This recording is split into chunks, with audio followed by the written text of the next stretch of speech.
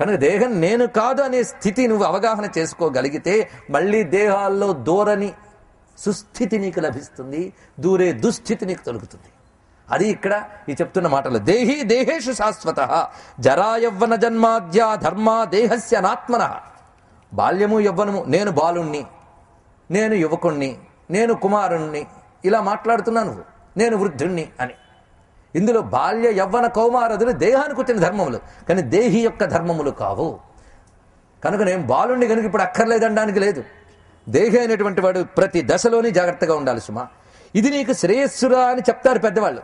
శ్రేయస్సు అంటే 2 శబ్దాలు ఉన్నాయి మనకి, ప్రేయస్సు అని శ్రేయస్సు అని. ప్రేయస్సు అంటే ఇష్టమైనది, శ్రేయస్సు అంటే హితమైనది.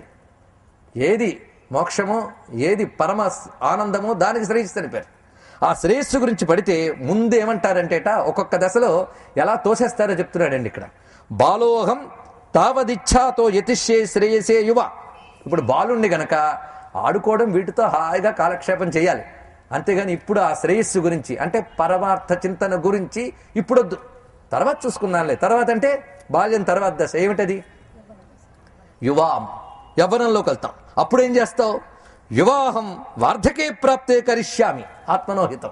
ఇప్పుడు యువకుణ్ణి గనక చక్కగా సుఖపడినివ్వండి. ఇప్పుడు నాకు ఎప్పుడు చూసుకుంటావు? వార్ధకే ఆత్మనోహితం, అప్పుడు చూసుకున్న ఆత్మ గురించి బాగా అని. అప్పుడు వచ్చేకేం చేస్తావు? వృద్ధోహం, అప్పుడేమంటాడో చూడండి. వృద్ధోహం, ముందు బాలోహం అన్నాడు, తర్వాత యువోహం, ఇప్పుడు వృద్ధోహం, నేను వృద్ధుణ్ణి. ఇప్పుడు ఏం చేస్తావు? మమ కార్యాణి సమస్తాని నగోచరే. ఇప్పుడు ఏం చేయాలో తెలియడం లేదంట అప్పుడు. ఎందుకంటే ఏం చెయ్యాలన్నా ఏ అవయవం సహకరించదు. మనస్సును ఏకాగ్రంగా నిలబెట్టడం ఎవరంలో ఎలాగో ట్రై చేయలేదు గనక ఇప్పుడు అంతకంటే సాధ్యం కాదు. అది దాన్ని పరిగెత్తడమే అలవాటు చేసి ఎప్పుడే నిలబెట్టడం, క్షణకాలమైనా కూర్చుని ధ్యానం అనేది ఎప్పుడైనా చేసావా? కానీ నిలకడెక్కడ చేతనవుతుంది? నిలకడంటూ ఉంటే తర్వాత తత్వచిత్తడం అనేది ఉంటుంది, అది రాదు.